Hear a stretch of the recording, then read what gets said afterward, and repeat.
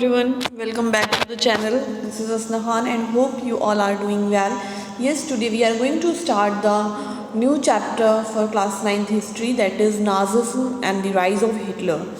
I think we all have heard the name of Hitler. Today we'll study how all it happened, what was Nazism, and how Hitler ruled the Germany and all the related things. Let's start with the chapter. In the spring of 1945, a little 11-year-old German boy called Helmut was lying in bed when he overheard his parents discussing something in serious tones. His father, a prominent physician, deliberated with his wife whether the time had come to kill the entire family or if he should commit suicide alone. तो ये यहाँ पर कह रहे हैं कि 1945 की बात है, स्प्रिंग सीजन में 11 साल का बच्चा जो है जो बेड पर लेटा है, जिसका नाम है हेलमुट, तो वो सुन रहा है कि उसके पेरेंट कुछ डिस्कशन कर रहे हैं सीरियस टोन्स में, समथिंग सीरियस. उसके फादर जो हैं एक बहुत ही जो है हाई स्टैंडर्ड के फिजिशियन हैं और वो डेलिब्रेट कर रहे हैं अपनी वाइफ से. डेलिब्रेट यानी सलाह ले रहे हैं, डिस्कस कर रहे हैं कुछ भी चीज़.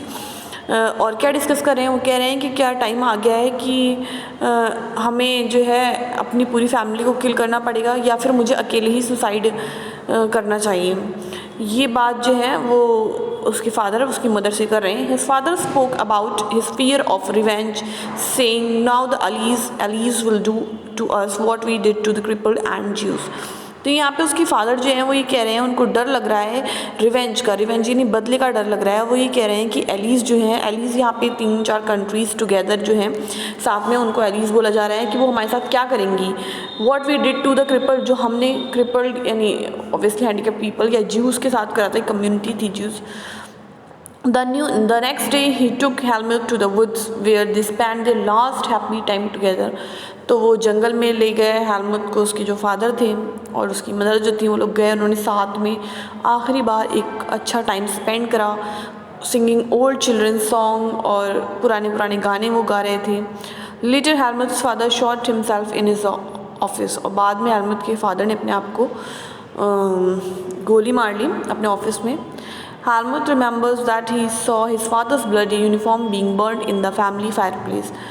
हेलमुट को याद है जब उसने अपने फादर की पूरी खून से सनी हुई यूनिफॉर्म को जलते हुए देखा था फैमिली फायरप्लेस में. So traumatised was he by what he had overheard and what had happened, और वो इस चीज़ से बहुत ज़्यादा ट्रॉमा में चला गया था, जो कुछ उसने सुना था और जो कुछ हुआ. That he reacted by refusing to eat at home, और उसके बाद कैसा रिएक्ट करा उसने कि उसने खाना घर पे खाने को मना कर दिया फॉर द फॉलोइंग 9 years, आगे के 9 साल तक. Because he was afraid that his mother might poison, क्योंकि उसको लगता था कहीं ना कहीं उसकी मम्मी उसको जहर दे के मार ना दे. Although Helmut may not have realised all that it mean, but उसको रियलाइज़ नहीं हुआ होगा कि जो वो डिस्कस कर रहे थे वो सब क्या था. His father had been a Nazi and a supporter of Adolf Hitler. उसके फादर जो थे हेलमुट के, वो नाजी थे और सपोर्टर थे एडोल्फ हिटलर के. Many of you will know something about the Nazis and the Hitler. बहुत से लोग बच्चों को पता होगा नाजीज और हिटलर के बारे में थोड़ा बहुत. You probably know of Hitler's determination to make Germany into a mighty power and his ambition of conquering all of Europe. अच्छा, हो सकता है आपको इतना तो पता ही हो कि हिटलर जो था उसका कितना कड़ा दृढ़ संकल्प था कि वो जर्मनी को एक बहुत ताकतवर जो है पावर की तरह लेकर के आए और पूरे यूरोप को वो कॉन्कर करे, जीत ले. You may have heard that he killed Jews, आपने ये भी सुना होगा कि उसने ज्यूज को मारा था. But Nazism was not 1 or 2 isolated act. कह रहे हैं नाजिज्म जो था वो कोई आइसोलेटेड एक्ट नहीं था, एक से ज़्यादा. इट वॉज सिस्टम, ये एक सिस्टम था. A structure of ideas about the world and politics, जिसमें आइडियाज़ थे वर्ल्ड से रिलेटेड और पॉलिटिक्स से related. Let us try and understand what Nazism was all about. तो पहले हम ये समझ लेते हैं नाजिज्म किस लिए था. Let us see why Helmut's father killed himself and what the basis of his fear was. और देखते हैं कि क्यों हेलमुट के फादर ने अपने आप को किल करा और क्या उनका डर था, क्या फियर था. In May 1945 Germany surrender to the allies. कह रहे हैं 1945 में जर्मनी ने सरेंडर कर दिया था एलीज को, एंटिसिपेटिंग व्हाट वाज कमिंग. और मतलब उनको ये अंदाज़ा नहीं था, एंटिसिपेट नहीं कर पाए थे कि क्या होने वाला है. Hitler's propaganda minister Goebbels and his entire family committed suicide collectively in his Berlin bunker in April. What was coming Hitler. और जो हिटलर के प्रोपेगेंडा मिनिस्टर था गॉबल्स, उसने पूरी फैमिली के साथ सुसाइड कर लिया था बर्लिन के बंकर में अप्रैल में। बंकर कुछ तहखाना टाइप जो कहते हैं। At the end of the war an international military tribunal at Nuremberg was set up to prosecute Nazi was criminal war criminals for crimes. कह रहे हैं जब वॉर एंड हुआ तो इंटरनेशनल मिलिट्री ट्रिब्यूनल जो नर्मबर्ग में था वो सेटअप करा गया कि प्रोसिक्यूट करा जा सके नाजी वॉर क्रिमिनल्स को फॉर क्राइम अगेंस्ट पीस, जिन्होंने क्राइम करा है पीस के against, for war crimes and crimes against humanity. Germany's conduct during the war, especially those actions which came to be called crime against humanity, raised serious moral and ethical question and invited worldwide condemnation. What were these acts? कह रहे हैं कि Germany ने वार के time पे उसके जो action थे जिसे लोगों ने कहा कि ये जो है क्राइम अगेंस्ट ह्यूमैनिटी वाले एक्शन है या सीरियस, फिर उसके बाद मॉरल एथिकल क्वेश्चंस अराइज हुए और वर्ल्ड वाइड कंडेमनेशन इन्वाइट था कि उस चीज़ को बहुत ज़्यादा मतलब गलत हुआ, मिस हैपनिंग हुई जो नहीं होना चाहिए थे, वो सारी चीज़ों को लोगों ने कंडेम करा। और ये एक्ट क्या थे, इन्होंने ऐसा क्या करा था? Under the shadow of the second world war, जब सेकेंड वर्ल्ड वार हो रहा था तो उसकी आड़ में Germany had वेज्ड a genocidal war.